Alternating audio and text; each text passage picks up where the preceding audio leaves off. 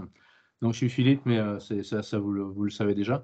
Oui, j'ai été une année président du tennis du Montoirien, donc, qui aujourd'hui est occupé par est dirigé par Stéphane Lequimbre. Ça me permet d'avoir une lecture, une vision un petit peu plus précise du besoin d'une association par rapport aux réseaux sociaux. Donc, je vais avancer, on va passer au tout premier. Voilà. Donc, l'important, et c'est ce sur quoi je vais beaucoup insister ce soir, c'est d'identifier les bons réseaux pour communiquer de manière utile. On va revenir au fil de la présentation sur certains points essentiels, mais il y a beaucoup de réseaux sociaux. Tous ne correspondent pas forcément à une association sportive et tous ne vont pas forcément non plus correspondre à vos objectifs au travers des réseaux sociaux. Donc, il va y avoir une partie stratégie qui va être à mettre en place. On va aborder tout ça. Alors, pourquoi utiliser un réseau social? Alors, ça peut paraître, si vous êtes là ce soir, j'imagine que vous en avez une idée, mais c'est souvent plus large qu'on ne l'imagine. Donc, évidemment, il y a faire connaître votre association, ça c'est évident. Attirer plus d'adhérents, hein, les deux sont intimement liés. C'est le but de votre présence, en tout cas numérique. C'est le but aussi de tout ce que vous allez entamer comme communication, même traditionnelle, papier, affiches, flyers, etc.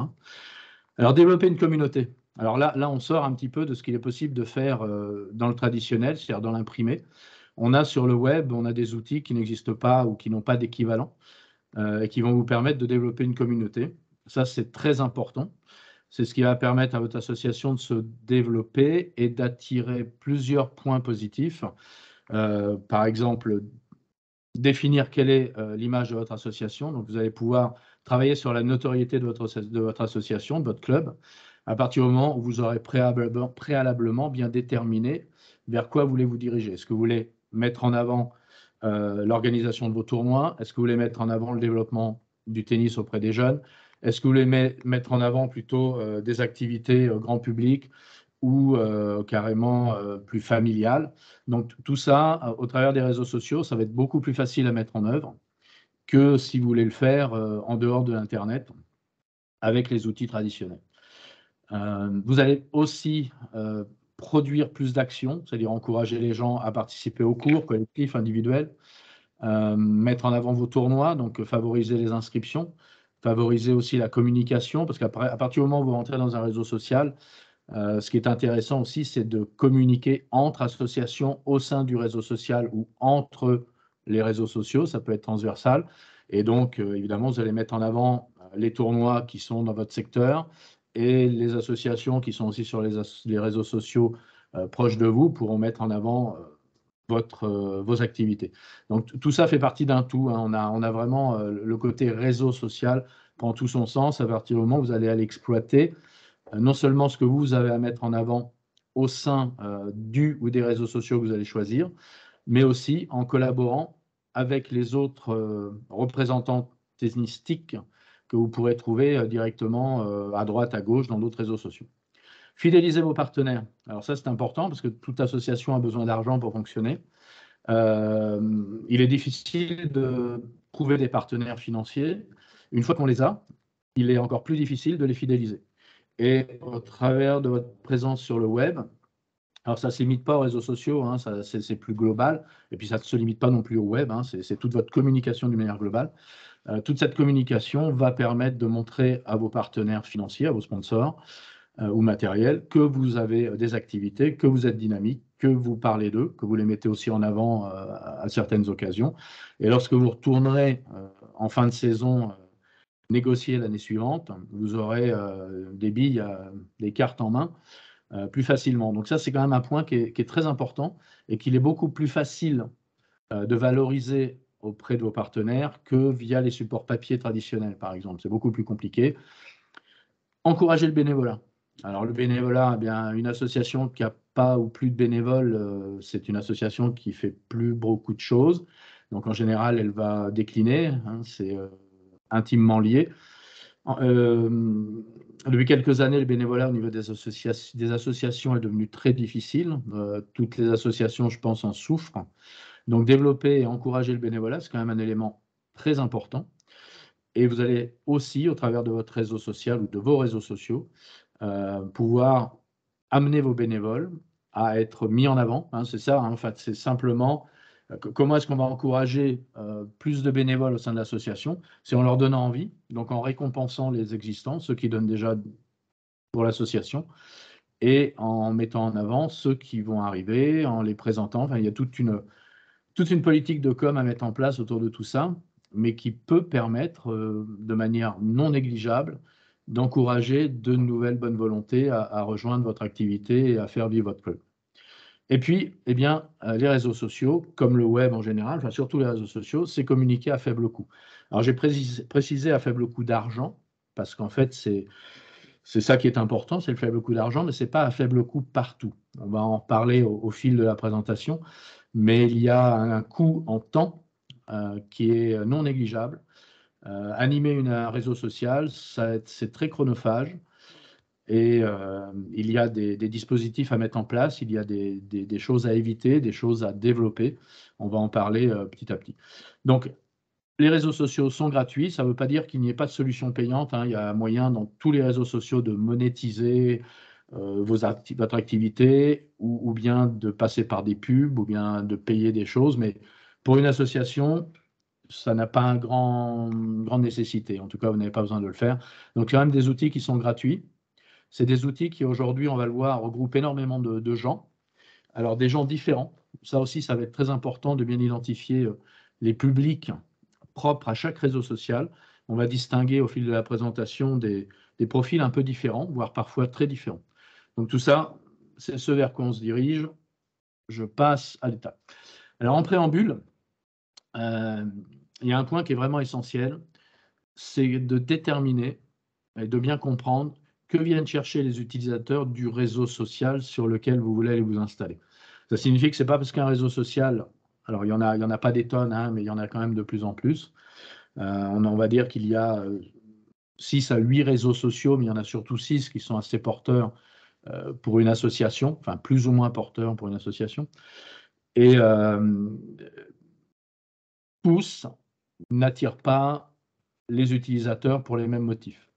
Donc, si vous allez dans un endroit et vous consacrez du temps et de l'énergie sur un réseau social à développer votre communication, mais qu'en fait, vous n'êtes pas au bon endroit par rapport à ce que vous voulez faire, par rapport à ce que vous êtes, par rapport à ce que vous voulez proposer ou ce sur quoi vous voulez communiquer, c'est du temps de perdu. Donc ça, c'est quand même très important.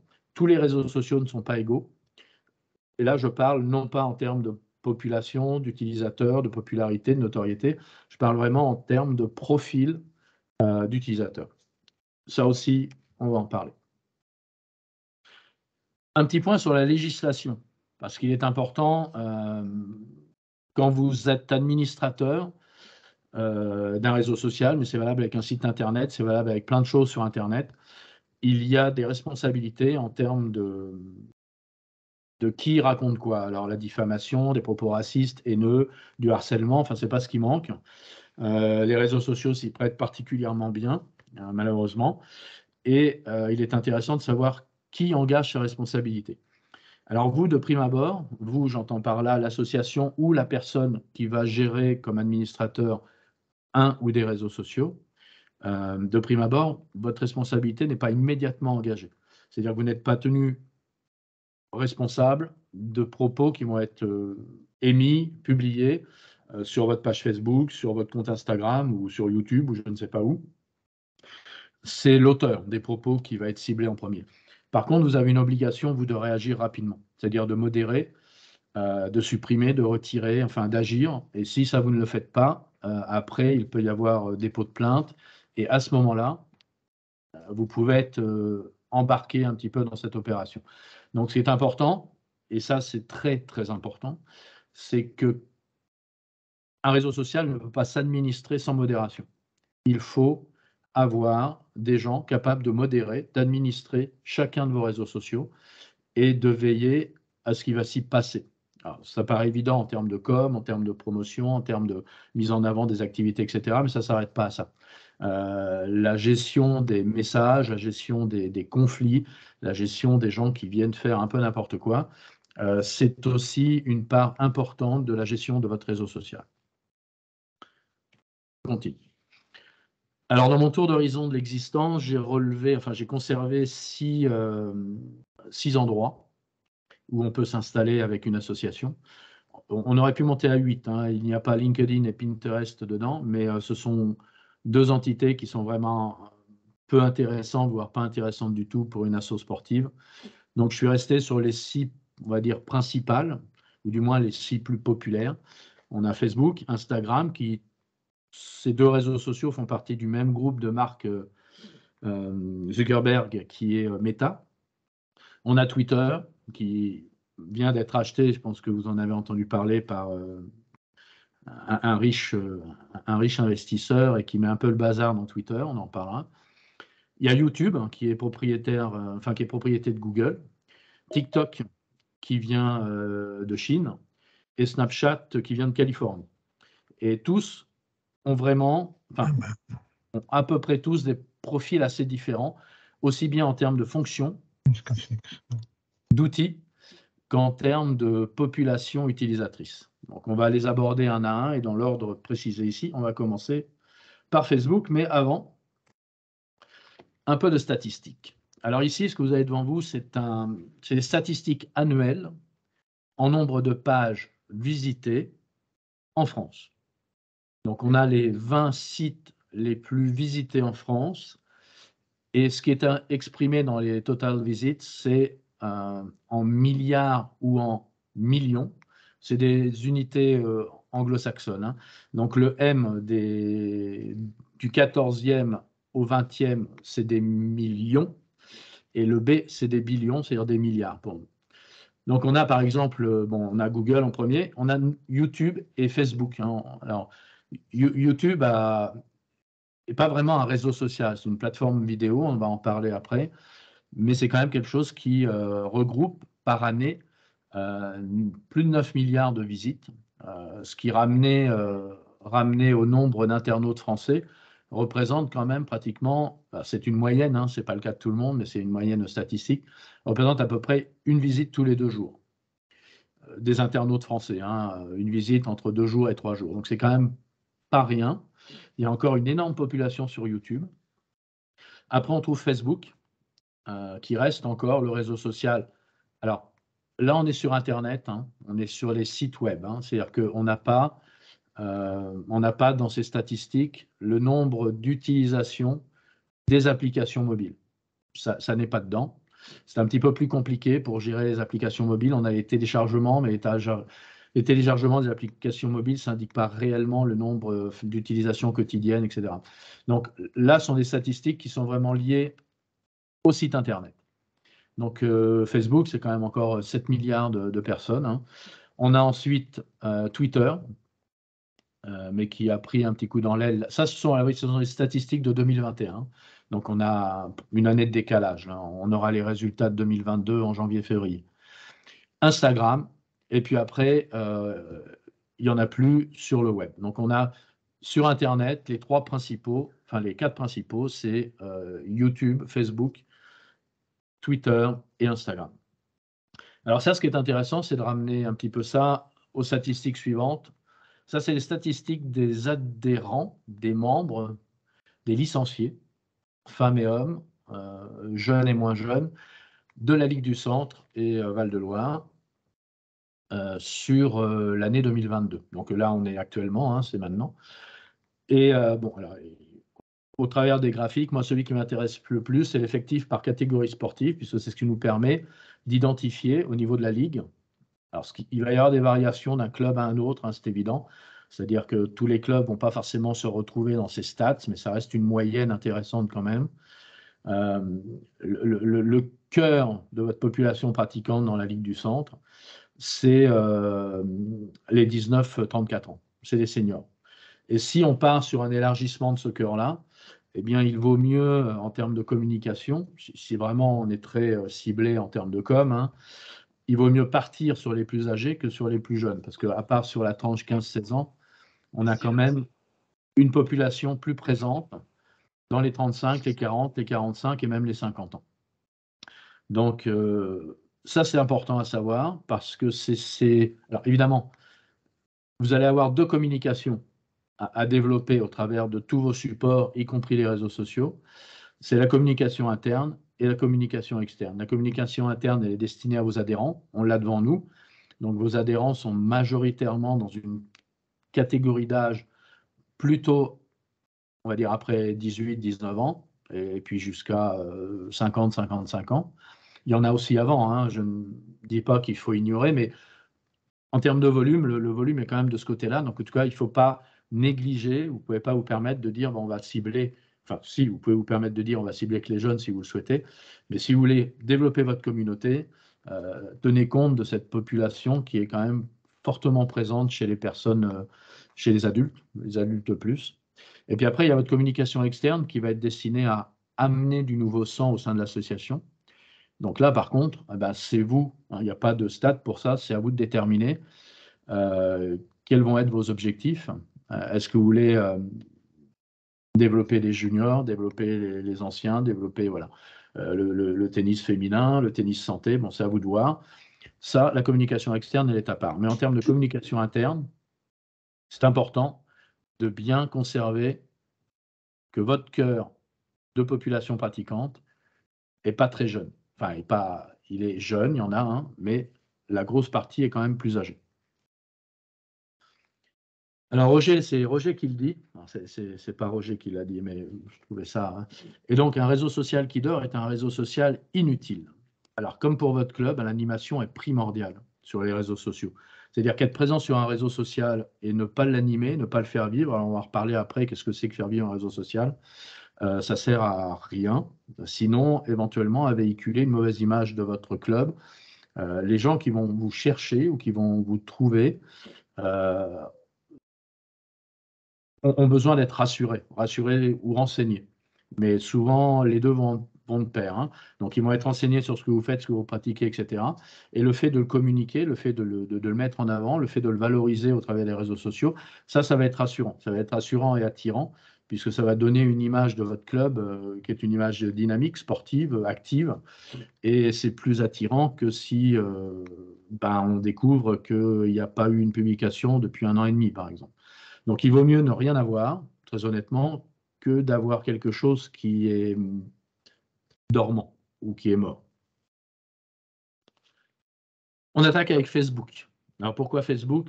Parce qu'en fait, c'est l'incontournable pour les communautés. Si vous voulez développer une communauté, il n'y a pas autant d'outils destinés à tisser une communauté assez sympa, sportive ou pas d'ailleurs, hein, qu'au sein de Facebook. Donc, ça a vraiment été pensé dans ce but-là.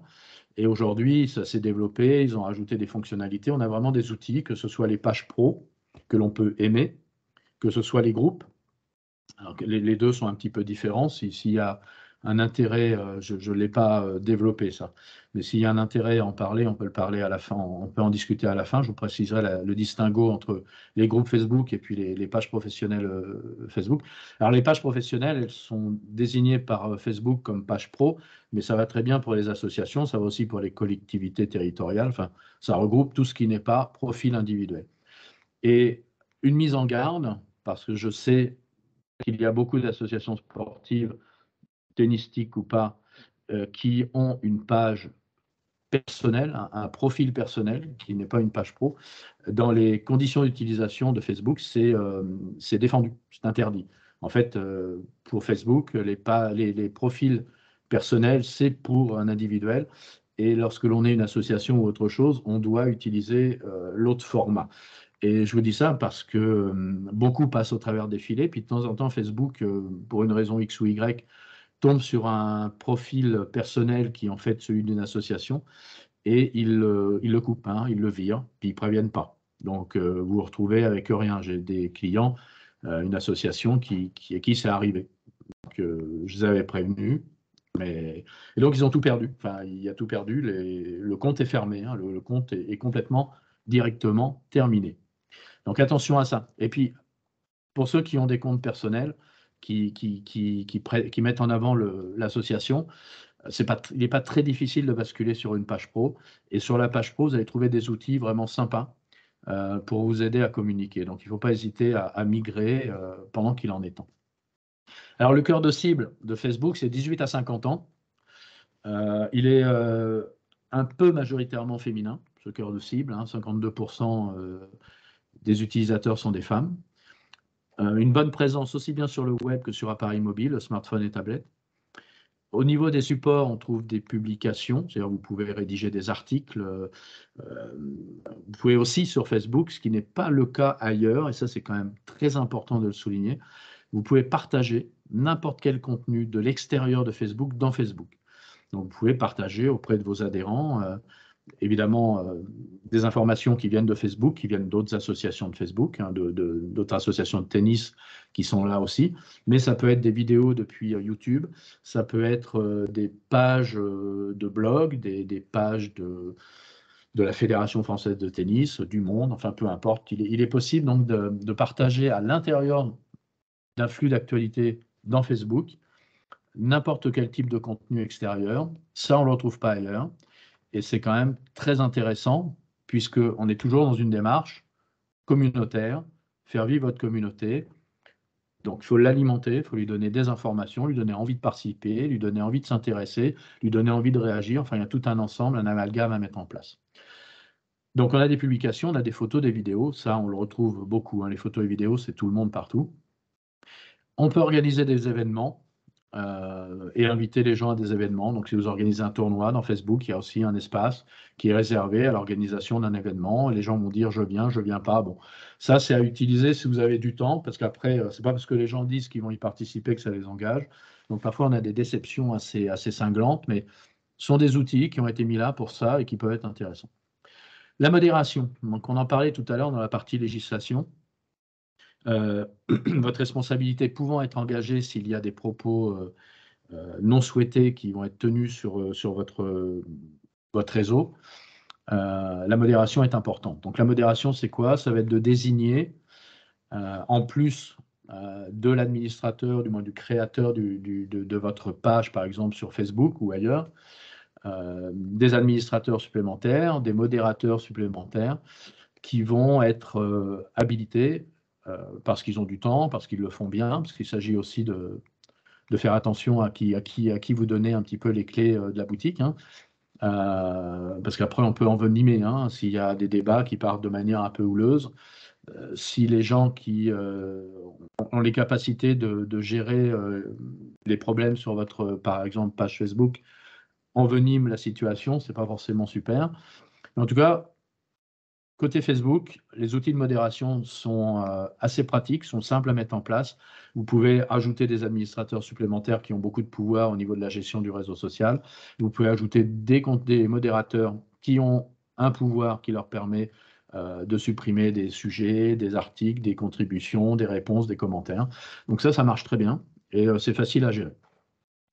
Et de mon sens, alors ça c'est que mon avis personnel, parce que c'est écrit nulle part. Enfin, si vous verrez, il est assez facile sur Internet, si vous cherchez des informations, de trouver des tutoriels ou des guides pour les associations au sein de Facebook.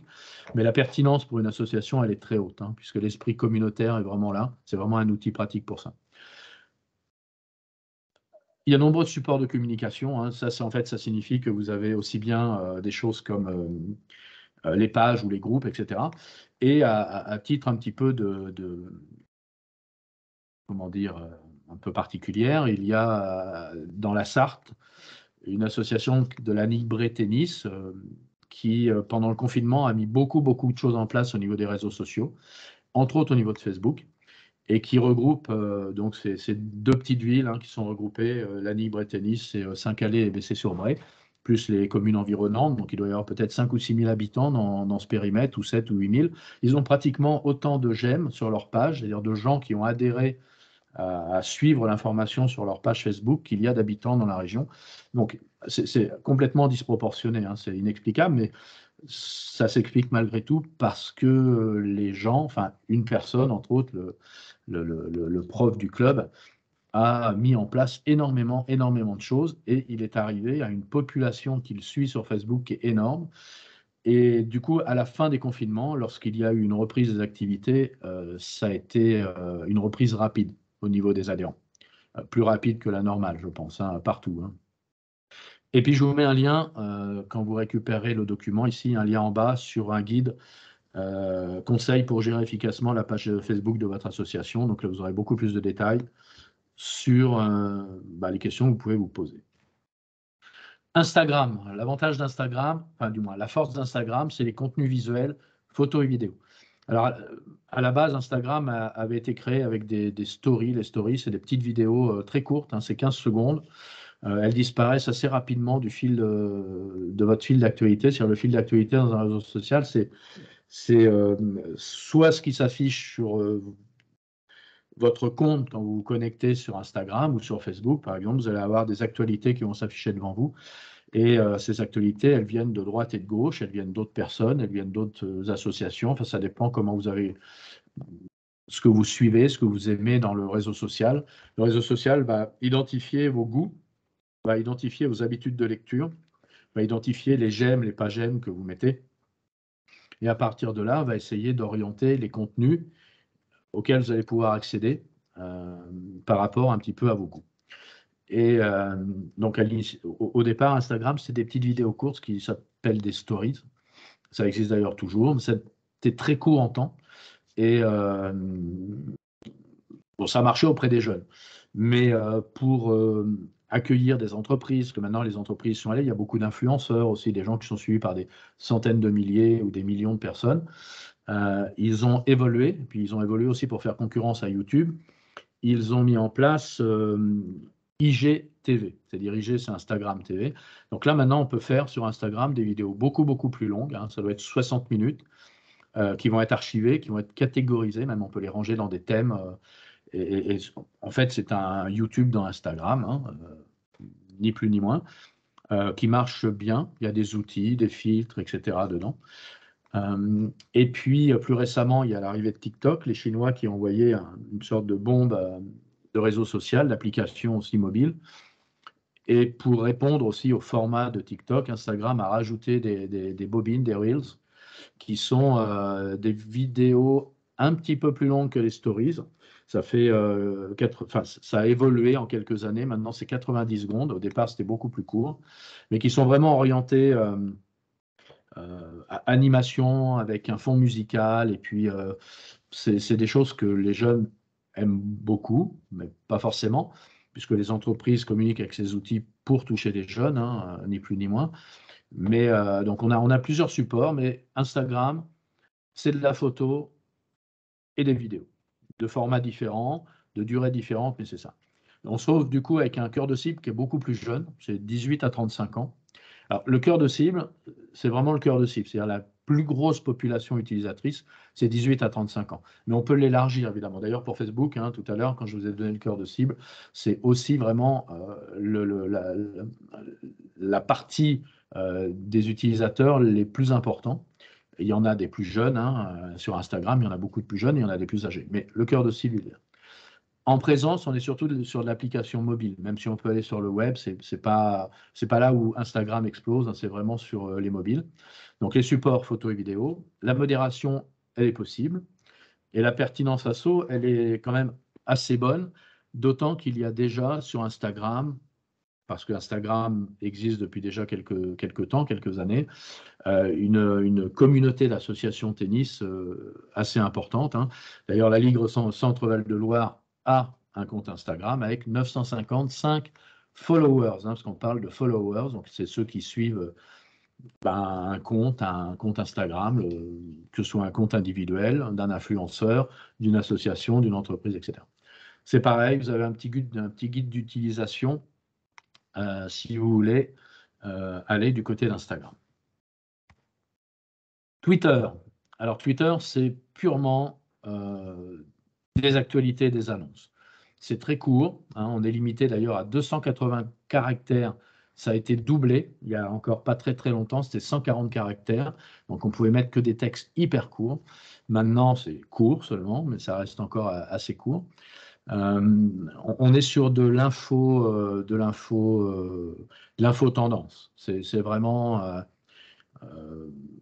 alors, ça peut être par exemple intéressant pour une association si vous organisez un gros tournoi et que vous voulez faire venir Yannick Noah eh bien, vous pouvez sur Twitter utiliser les fameux hashtags, hein, les symboles dièse, avec son nom, et du coup, il va être notifié que vous avez mentionné son nom sur votre message. Peut-être qu'il le lira, parce que du coup, il doit être notifié, Yannick Noah, 1000 fois par jour. Mais s'il le lit, il aura peut-être envie de venir vous voir. En dehors de ça, la pertinence association pour Twitter, elle n'est pas très importante. C'est très chronophage.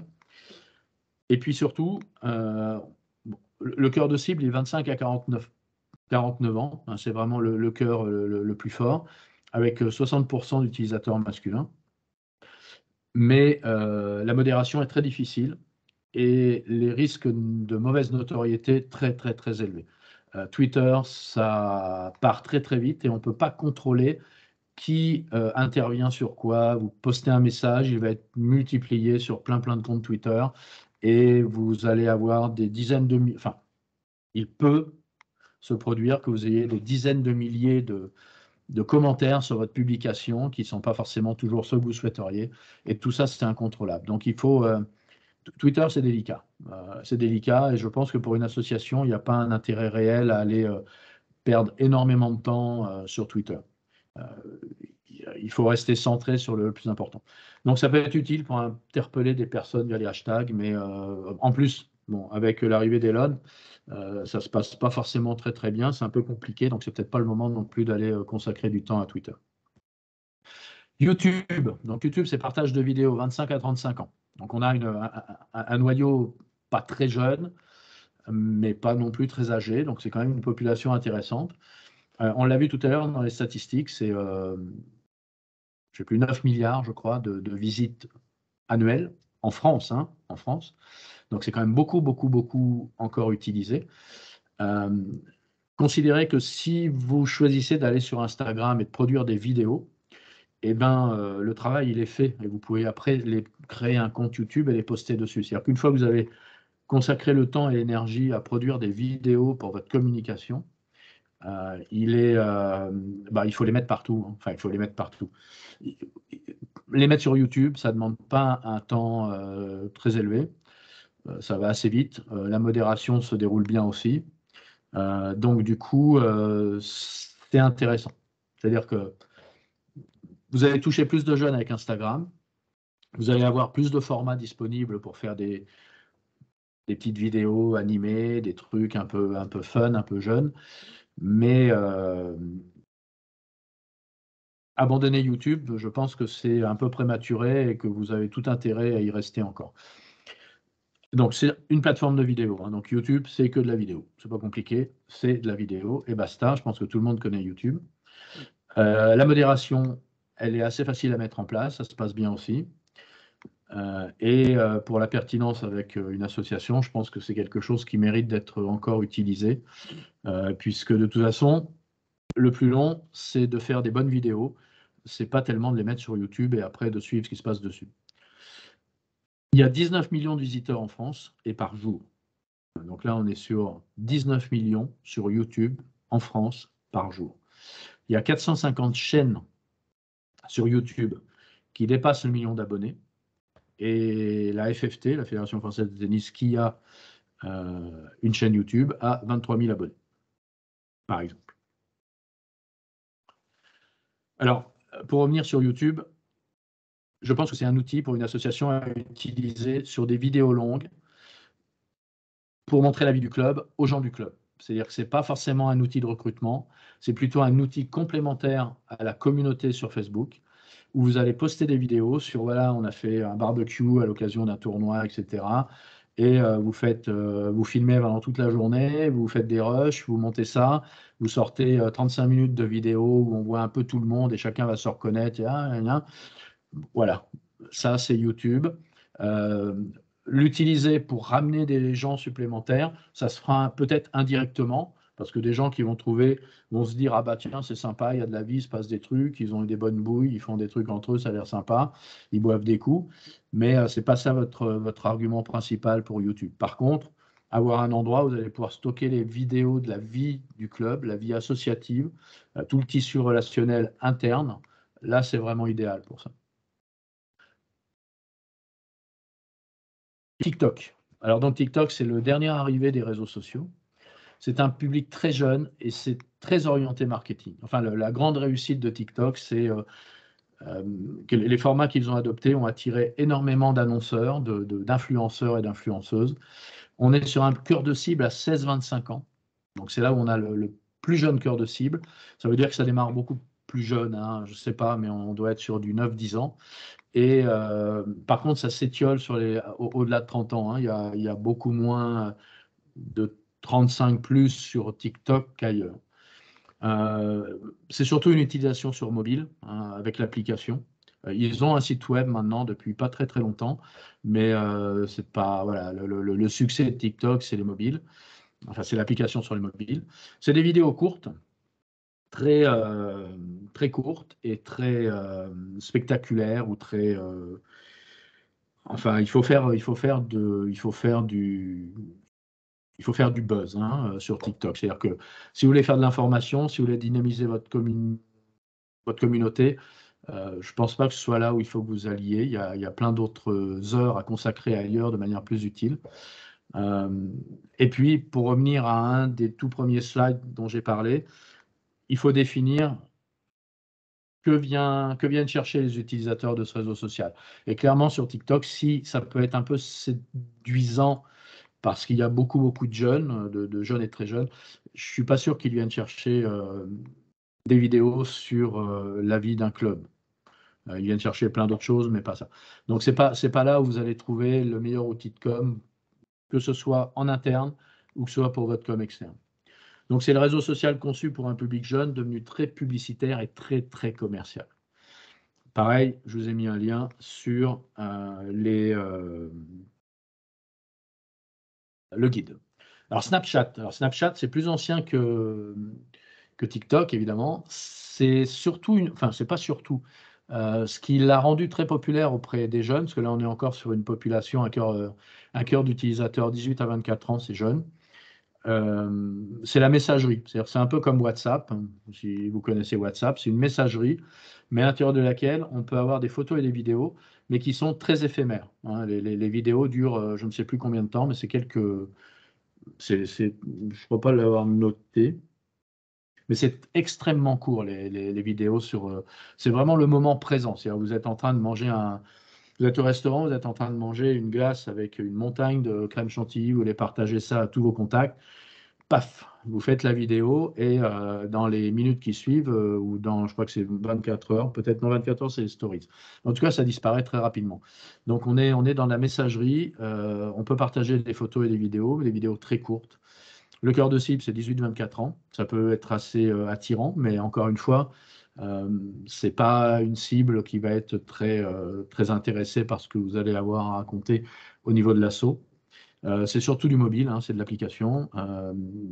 Il y a une messagerie, c'est ce qui fait vraiment l'intérêt de Snapchat. Il n'y a pas de modération. Il n'y a pas de modération parce qu'en fait, c'est comme une messagerie privée. Donc, vous ne pouvez pas faire modérer les messages que vous postez ou qu'on poste dans votre messagerie privée. La pertinence ASSO, pour moi, elle est très basse. Elle est quasi inexistante. Donc, on partage l'instant présent avec des contenus éphémères dans votre messagerie. Voilà. C'est un peu Snapchat. Je l'ai présenté parce que vous pourriez avoir des questions au sujet de Snapchat, mais ce n'est pas ça qui va être très intéressant pour une asso. En conclusion, là, c'est mon avis personnel. C'est Facebook, Instagram et YouTube. Donc YouTube, j'en ai parlé. C'est un complément pour moi en interne, déjà en communication interne à Facebook. Ça va vous permettre de stocker vos vidéos, ça va vous permettre de montrer la vie interne de l'association. Ce n'est pas forcément dans un but de recrutement, mais indirectement, il y aura quand même forcément un effet. C'est un endroit où on peut regrouper toutes les vidéos, vous créez une chaîne YouTube, vous mettez toutes les vidéos du club. Donc les gens vont arriver là pour une raison ou une autre, pour voir une vidéo, et puis ils vont en voir d'autres. Ils peuvent s'intéresser aux autres vidéos, découvrir ce que vous faites, découvrir qu'il y a des stages, découvrir qu'il y a des tournois, découvrir qu'il y a des jeunes. Enfin, c'est un outil de com supplémentaire qui permet de développer votre notoriété, mais surtout de renforcer votre communication en interne. Je pense que ce n'est pas que comme ça qu'il faut le voir, mais c'est vraiment un élément important. Instagram, parce qu'on vise les jeunes. Enfin, il n'y a pas que les jeunes sur Instagram, mais c'est quand même là où on va aller chercher un peu plus jeunes que sur Facebook. Et, et comme c'est du même groupe, le groupe Meta que Facebook, les outils des deux s'harmonisent très bien. Quand vous êtes sur Instagram, vous pouvez très facilement partager vos contenus sur Facebook. On peut basculer de l'un à l'autre assez facilement. Sur Instagram, il y a plein de formats de vidéos différents, donc vous trouverez forcément votre bonheur. Même probablement, vous n'aurez pas l'utilité de tous les formats disponibles. Mais le 1, ça reste, pour une association, la construction de votre communauté, le développement de votre communauté, l'augmentation de vos bénévoles, la fidélisation de vos partenaires. Facebook, c'est une grosse partie de tout ça. Donc, c'est vraiment là où il faut aller. C'est gratuit, il y a plein d'outils sympas. C'est pas difficile à prendre en main, vraiment, hein. De ce côté-là, la bande à Marc, ils ont fait un boulot quand même assez efficace, vu tout ce que l'on trouve dedans. Ça reste quand même assez facile à utiliser. En tout cas, pour les utilisateurs, c'est facile à utiliser. Pour les administrateurs, évidemment, il y a plus de fonctionnalités, mais ça reste quand même, c'est une petite usine à gaz, mais qui vous donne accès à des statistiques d'utilisation, de lecture de pages. Enfin, il y a énormément de choses dedans. Vous pouvez communiquer avec vos membres, les gens qui suivent. Il y a plein de choses à faire. Puis il y a les groupes aussi qui sont une autre approche. Si j'ai le temps, j'en parlerai rapidement. Alors, je vais y revenir un petit peu. Donc, c'est le réseau pensé pour les communautés. Ça, c'est quand même très important parce que c'est quand même, je pense, ce qui prime pour vous. Sauf si vous avez déjà une énorme communauté et que vous voulez vraiment ensuite développer qu'une partie particulière de votre activité. Là, du coup, mais de toute façon, il faut être sur Facebook, hein. En termes d'outils de communication, c'est vraiment intéressant. C'est le réseau préféré de votre cœur de cible. Donc là, je fais référence aux statistiques que l'on a vues sur la Ligue de tennis Centre-Val de Loire. La tranche d'âge correspond idéalement sur Facebook et sur vos adhérents. Donc, toujours pareil, pour le développement de votre activité, pour créer du tissu, du lien du moins, c'est vraiment parfait. La possibilité de partager des contenus extérieurs. Alors, ça peut paraître idiot, mais ça n'est pas possible ailleurs aussi facilement, et il y a des endroits où on ne peut même pas le faire. Donc là, c'est quand même un réceptacle multicanaux pour recevoir, partager plein de choses que vous allez pêcher à droite, à gauche, sur un site web, sur un autre réseau social. Il y a plein de choses à faire avec ça. La modération et les contrôles des publications est au top. C'est vraiment à condition d'avoir des gens pour le faire, hein. Ça, c'est quand même très important. On va y revenir un petit peu plus tard, là. Mais si vous avez des bonnes volontés qui ont un peu de temps et qui ont un peu de bon sens, les outils de modération et de contrôle des publications, c'est bien. Donc, c'est quand même intéressant. Communication bilatérale avec votre site Internet. Alors, je ne suis pas là pour parler d'un site Internet, mais avoir un site Internet pour une association sportive, c'est un plus. Et on peut, avec les outils des sites Internet et avec Facebook, communiquer dans un sens et dans l'autre. C'est-à-dire prendre votre fil d'actualité de Facebook et l'intégrer dans votre site Internet, si vous en avez envie, hein, ce n'est pas une obligation. Mais vous pouvez aussi prendre votre fil d'actualité, vos news, vos actualités que vous publiez sur votre site, et faire en sorte qu'elles soient publiées automatiquement, sans avoir obligation d'aller mettre les mains dans Facebook. Donc, vous faites une actu sur le site Internet, elle va s'afficher dans le fil d'actualité du site Internet, mais aussi dans le fil d'actualité de votre compte Facebook. C'est quand même bien intéressant si vous voulez avoir une actu régulière, pas forcément hyper fréquente, mais en tout cas régulière. Et puis, c'est parfaitement compatible avec Instagram. Donc ça, c'est un petit plus, mais c'est toujours bon à prendre. Alors, les deux autres que je préconise, et qui s'avèrent être vraiment adaptés au monde associatif, tennis ou pas tennis, hein. Instagram, c'est pour partager l'actualité de votre association en images vers un public plus jeune que Facebook et ainsi élargir votre cœur de cible. Alors attention, quand on parle d'images, il ne s'agit pas juste de mettre des images en vrac. La qualité et le côté un petit peu séduisant de vos images, que ce soit les vidéos ou les photos, c'est vachement important. Il y a 64% des utilisateurs français qui ont moins de 35 ans et la communauté de tennis y est déjà présente, ce qui facilite les nouvelles arrivées sur le réseau. Donc c'est quand même Instagram, un réseau social jeune et qui est complètement compatible avec Facebook, je le disais au slide précédent. Quant à YouTube, c'est adapter la publication de vidéos plus longues que les autres réseaux. puisqu'il n'y a pas de limite dans le temps, il y a pas de, on peut faire une vidéo, enfin après ça n'a pas d'intérêt de faire des vidéos de 3 jours, mais il permet de valoriser les activités internes du club, surtout auprès des membres du club qui s'y retrouvent ou retrouvent leurs proches et connaissances. Donc on est vraiment dans une communication interne, mais pas que, hein, encore une fois. Il faut tout mettre, hein, évidemment, si vous faites des vidéos promotionnelles d'un tournoi ou les résultats, il faut tout y mettre, mais c'est vraiment l'aspect le plus intéressant à mon sens pour une association. Et une vidéo réussie peut devenir virale, hein, parce que ça partage beaucoup. Les gens qui vont sur YouTube, ils partagent sur Facebook. Et ils le font à votre place. Donc votre vidéo, elle peut se retrouver rapidement ou pas. Mais on ne sait pas, on ne sait jamais. Hein, ça peut être intéressant. Donc se retrouver partagé sur Facebook et sur divers sites Internet. Hein. Intégrer une vidéo YouTube sur un site Internet, pour n'importe quel animateur de site Internet, c'est rien du tout. Ça prend 2 minutes. Donc c'est vraiment facile à faire.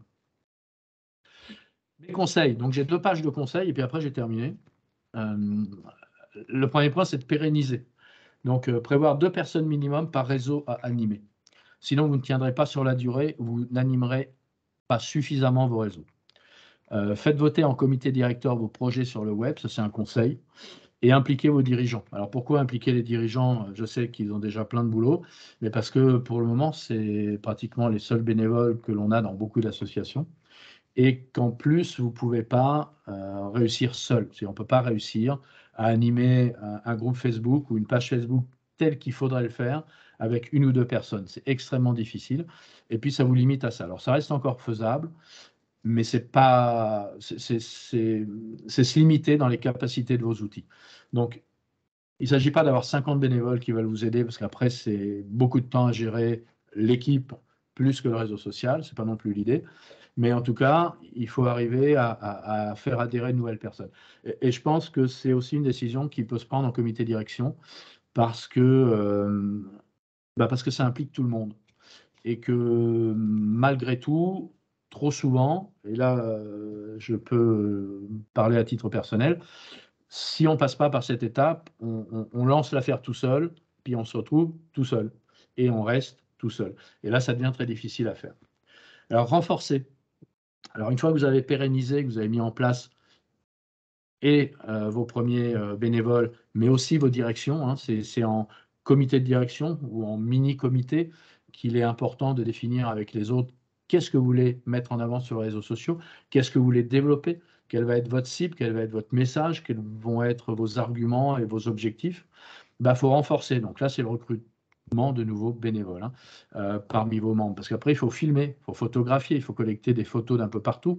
Vous ne pouvez pas être partout tout le temps. Donc, il faut qu'il y ait des gens qui sont capables de faire des photos avec leur téléphone. Ça marche très bien et ça suffit toujours. Hein. Et qui soient capables de respecter un peu vos standards, se dire voilà, on veut voir ci, on veut voir ça, on veut mettre en avant plutôt les jeunes. Attention, alors les jeunes, c'est compliqué. Le droit à l'image, c'est compliqué d'une manière générale. Vous ne pouvez pas photographier n'importe qui et le publier en public sur les réseaux sociaux et sur Internet en général, ou d'ailleurs dans n'importe quel canard papier non plus. Hein. Il y a des droits d'image. Et puis après, il faut l'autorisation des gens. Et pour les ados, les moins de 18 ans, c'est encore plus compliqué. Hein. Donc là, il faut faire attention à tout ça. Donc il faut que les gens qui vont faire les photos pour vous aider aient conscience de tout ça. Donc il y a un peu de formation, un peu d'éveil à tous ces points-là. Et puis la qualité. Si toutes les photos sont floues, c'est pas terrible. Donc aussi pour modérer vos réseaux et contribuer en publiant et en animant. Plus vous allez avoir, par exemple, on va prendre le cas de Facebook, d'un groupe ou d'une page pro, peu importe, plus de gens qui publient pour vous, qui animent, qui répondent, etc., plus ça va être facile à gérer, plus ça va être dynamique, plus vous allez attirer de monde, plus vous allez avoir de volontaires. Alors évidemment, c'est au compte-gouttes les volontaires. Hein. Si vous avez 100 nouveaux lecteurs, vous aurez peut-être un demi-volontaire, donc il va en falloir 200 pour en avoir un nouveau, mais bon, ça va se faire petit à petit. Et en tout cas, réussir cette activité seule est utopique. Il faut que vous fassiez attention à vous entourer. Ma deuxième page de conseil, c'est diffuser. Alors, il est primordial, une fois que vous êtes lancé dans un réseau social, mais pas que, hein, si vous faites des flyers, mais si vous faites un site internet aussi, c'est pareil, il faut communiquer sur sa présence et sur votre présence sur le site ou l'existence du site ou votre présence sur le réseau social. Alors, vous allez ajouter vos réseaux à votre site si vous avez un site internet, mais ça peut être aussi à TenUp, ça peut être à Adoc que vous utilisez, ça peut être sur vos cartes de visite ou les cartes de visite du club, ça peut être vos affiches, Ça peut être vos bulletins d'adhésion parce que c'est voilà, c'est un réceptacle qui est disponible 24 sur 24, 7 jours sur 7 toute l'année, qui vous coûte rien sinon du temps et de l'énergie, ce qui est quand même pas rien. Il faut l'exploiter au maximum. Donc, c'est dommage de ne pas communiquer dessus. Et je le dis parce que je sais que ce n'est pas toujours le cas. On a tendance à l'oublier, mais votre réseau social ou vos réseaux sociaux, il faut, une fois que vous êtes capable de les animer correctement, parce qu'attention, hein, je vous l'ai dit, l'effet pervers, il y a un danger. Si vous ne le faites pas bien, c'est plutôt négatif. Et puis après, il faut animer. Donc, la qualité et la régularité de vos publications sont les 2 points essentiels d'une gestion réussie. Donc, la qualité, c'est l'intérêt de vos publications, la qualité des photos, mais aussi l'intérêt des rédactions, des articles que vous avez partagés, des news, des actus, etc. Et puis, la régularité. Il ne s'agit pas de poster 2 fois par jour, ou 10 fois par jour, ou 3 fois par jour. Il s'agit de poster peut-être tous les 2 ou 3 jours, ou une fois par semaine, voire moins, mais en tout cas de poster régulièrement pour que les gens prennent l'habitude. En plus, au niveau des algorithmes de calcul des différents réseaux sociaux, ce qui est publié plus souvent encourage le réseau social à être mis en avant plus souvent. Donc, par exemple, sur Facebook, clairement, si vous publiez très très rarement, vos lecteurs auront moins souvent sur leur fil d'actualité personnel vos actus que si vous en publiez souvent. Donc, ce sont des réseaux sociaux qui aiment être alimentés. Donc, il faut les alimenter. Et vos lecteurs, ils aiment aussi avoir des choses à lire. Et là, il faut travailler un petit peu la qualité et la pertinence que vous allez mettre. Et puis ensuite, il faut inviter vos membres à participer. Hein, il faut capter leur attention. Ça peut être en mentionnant des noms dans les publications. Un tel a fait un tournoi, un tel a fait ceci, le groupe a fait ça, l'équipe allait ici, etc. Et ça, c'est aussi des éléments qui sont porteurs. J'ai terminé. Sébastien? Il y a des questions, Philippe. Oui, je m'en doute. Je sais tout. Sur Facebook, comment sait-on, donc Christelle hein, qui pose la question, comment sait-on si on a une page Facebook avec un compte personnel et comment le changer? Alors, le plus simple, c'est de regarder sur la page s'il y a un bouton j'aime. C'est-à-dire que sur la page Facebook, qu'elle soit, si c'est une page pro, il y a un bouton j'aime que les gens peuvent cliquer spontanément. S'il n'y en a pas, mais qu'il y a des amis, les amis, c'est une page personnelle. Donc voilà, le club de tennis de Montoire a 350 amis, c'est une page personnelle, c'est un profil individuel. Le club de Montoire a 50 j'aime, c'est une page pro. Alors, comment le basculer? On ne peut pas. Enfin, je veux dire, on ne peut pas. On ne peut pas transformer la page personnelle en page pro. Il faut créer une page professionnelle. Il faut mettre des contenus, des informations, une image de couverture, enfin tout le bazar, reproduire à l'identique un petit peu la page individuelle. Puis, sur votre page individuelle, qui est en fait une page avec des amis, il faut soit envoyer un message privé, puisque vous les avez en direct, ces gens-là, vous avez la possibilité de leur écrire au travers de la page du profil personnel. Vous leur envoyez un message en disant, bah, tiens, voilà, on a cette page-là, elle va bientôt mourir, on va l'abandonner, et ça se passe ici. Vous pouvez aussi publier une actu, une publication directement sur le profil personnel, en disant, bah, voilà, à partir de telle date, ici, il ne se passera plus rien, c'est là-bas. Donc, on ne peut pas transformer une page en autre, on peut juste migrer les gens et les contenus de la page du profil personnel au profil pro, à la page pro. Une autre question sur Facebook de Delphine Bretonnet. Les jeunes de moins de 25 ans n'utilisent plus Facebook. Comment leur transmettre sur Instagram les infos que nous partageons sur Facebook? Ah oui, alors dans ce sens-là, ce n'est pas l'idéal.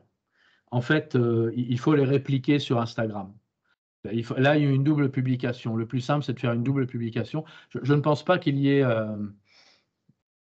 il n'y a pas, non, enfin, je suis quasi sûr qu'il n'y a pas à l'intérieur de Facebook un outil qui permette de publier sur Instagram. Alors que sur Instagram, il y a une fonctionnalité qui permet de publier sur Facebook, mais ils n'ont pas fait dans les 2 sens. C'est comme ça.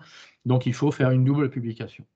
Il y a Laurent du TC Saint-Marc qui dit Business Suite permet de gérer Facebook et Instagram. Alors, je ne connais pas Business Suite. Enfin, je le connais, mais je ne l'ai pas utilisé. Bon, là, je n'ai pas de réponse, mais merci pour l'info. Donc, Business Suite, c'est quelque chose à regarder, effectivement, si ça permet de gérer les deux en même temps, du coup. Ça, c'était intéressant. OK. Donc, du coup, c'est une réponse à la question précédente. Et il dit que c'est très pratique. Oui, Ok. alors, si je peux me permettre, Laurent, je veux bien votre bonne pratique, parce qu'on a bien Business Suite, mais c'est plus pour l'utiliser.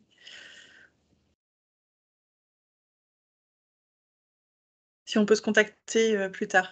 Oui, il doit y avoir des guides pour ça. En fait, il doit y avoir un guide. Mais, mais Business Suite, c'est pas sur les versions premium et lorsque l'on a des comptes payants orientés commerce. Bah bon, j'ai pas d'avis. Je retirais ce que je viens de dire. D'accord. J'ai pas d'expérience sur ça. Une petite remarque toujours de Laurent, de ce gros problème sur YouTube avec les droits audio sur les vidéos. Oui, complètement. Ça, c'est une galère, je suis d'accord. Mais eh ben, ouais, je sais, hein, c'est pas simple. Mais du coup, il faut prendre des musiques libres de droit ou faire la musique vous-même. C'est pas une très bonne réponse, mais c'est la seule que je peux donner. Effectivement, lorsque l'on met une vidéo en ligne sur YouTube, il y a une détection automatique, hein, YouTube est capable de faire ça, de différentes choses liées aux droits d'auteur. Et systématiquement maintenant, enfin, je pense que rien ne leur échappe. Si vous avez utilisé une musique alors que vous n'avez pas les droits pour le faire, hein, c'est un peu particulier d'avoir les droits pour exploiter un moment musical, bah, YouTube peut vous bloquer. Donc, alors, il y a une durée, hein, je crois que c'est 30 secondes maximum, au-delà duquel on n'est pas embêté. Mais bon, si vous mettez une vidéo sur YouTube, soit vous enchaînez des bouts de 30 secondes, c'est pas terrible, soit il faut trouver un autre support. Il y a des musiques libres de droit, mais oui, je suis d'accord.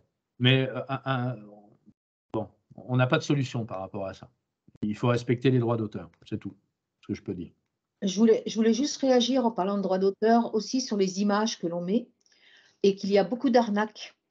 On a utilisé une image, nous, toute simple, qu'on a trouvée sur le web pour mettre sur un réseau social. Et on s'est fait appeler, enfin contacter par mail disant qu'on avait utilisé une image qui était protégée, etc. Et en fait, c'était une arnaque.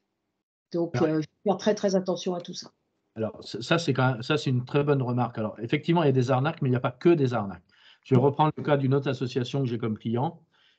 Sur leur site web, le webmaster qui s'occupait des contenus manipulait des photos pour des événements historiques et chopait des photos à droite à gauche. Et donc, avec le confinement, les avocats ont eu moins de boulot. Les avocats, pardon, pas les avocats. Au contraire, les photographes ont eu moins de boulot. Et du coup, les avocats ont développé des solutions de détection comme ça, de photographie, et ont proposé leur service aux photographes. Et du coup, ils ont contacté, j'ai plusieurs clients qui ont été contactés les 2 dernières années, avant ça n'existait pas. Donc ils vous contactent en disant voilà, il y a une photo là, ils prouvent qu'effectivement, là, ce n'est pas une arnaque, hein. La photo a été utilisée, donc faites attention à ça. Et c'est du 800-850 euros d'amende en quelque sorte. Ce n'est pas vraiment une amende, mais c'est ce que vous devez verser à l'auteur de la photo originale, même si vous l'avez modifiée, si vous ne voulez pas être engagé dans une procédure auprès d'un tribunal. Donc, faites attention aux photos que vous utilisez. C'est comme pour les musiques. Il y a des outils aujourd'hui et il y a un peu la chasse à tout sur le web. Prudence. Et puis, il y a des arnaques, hein, ça, c'est pas ce qui manque non plus. Il y a encore une dernière question de Romain Seri. Pour les adhérents, quelle balance messagerie interne ad hoc contre réseau social conseillez-vous?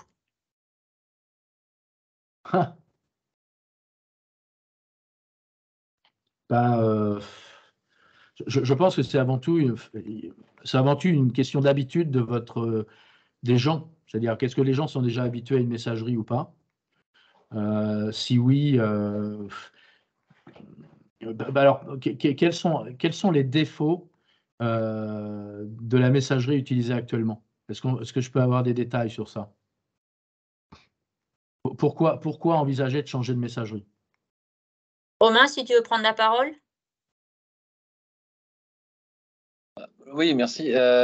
Les défauts, c'est surtout que le décor est pas terrible. C'est pas forcément très très fun. Je critique pas, hein, on prend ce qui vient, mais le décorum est pas terrible. Donc ça finit un peu en message mail pas très très intéressant, pas très fun. D'autant que j'ai l'impression qu'il y a certains adhérents qui ne reçoivent pas les mails. Donc il y a parfois des domaines qui ne sont pas touchés. Et à l'inverse, tout le monde n'est pas sur Facebook non plus. Donc, la messagerie ad hoc, on est sûr de toucher tout le monde qui s'est inscrit Oui. dans la base. Donc, voilà. Je pense que c'est ça l'élément le plus important. Je suis d'accord avec les arguments avancés. Mais c'est un outil qui est directement ciblé aux licenciés. C'est-à-dire que la base de données, elle contient tous les licenciés qui vous sont rattachés au niveau de l'association. Donc, c'est quand même beaucoup plus simple d'employer ça, même si ce n'est pas très sexy au niveau de la déco. Après, si vous passez sur Facebook ou n'importe lequel des outils, hein, ça peut être Snapchat, peu importe, les gens, s'ils ne suivent pas, vous allez perdre ces contacts-là. Donc, bon, là non plus, la solution idéale, je ne sais pas si elle existe, ce serait d'extraire, ce que l'on ne peut pas faire, la base de données de vos licenciés pour l'intégrer dans un outil complètement indépendant, qui peut être un outil de gestion de newsletter, par exemple. Mais c'est dommage parce qu'à chaque fois que vous allez avoir un nouvel adhérent, il va falloir l'implémenter dans votre base de données externalisée, ce qui n'est pas une super idée. L'outil d'Ad-Hoc, au-delà de son aspect cosmétique, il vous permet quand même d'écrire à vos licenciés. C'est quand même vachement important. Bien sûr. Il y a encore une question. Merci. Comment se fait la bascule d'une info entre un site et Facebook? Alors, ça dépend du site. Ça dépend de la technologie employée par le site. Donc, il y a des technologies plus ou moins complexes, mais on va parler d'extension. Alors, soit on est sur un site qui est construit complètement à la main par une grosse équipe de développeurs, et à ce moment-là, les développeurs sont capables d'utiliser, de développer des fonctionnalités qui vont gérer tout ça, parce que Facebook fournit le code, fournit les outils nécessaires aux développeurs pour le faire. Et quand on n'est pas développeur et qu'on a un site plus petit, je vais faire allusion à une plateforme qui s'appelle un gestionnaire de contenu qui s'appelle WordPress, parce que c'est relativement populaire.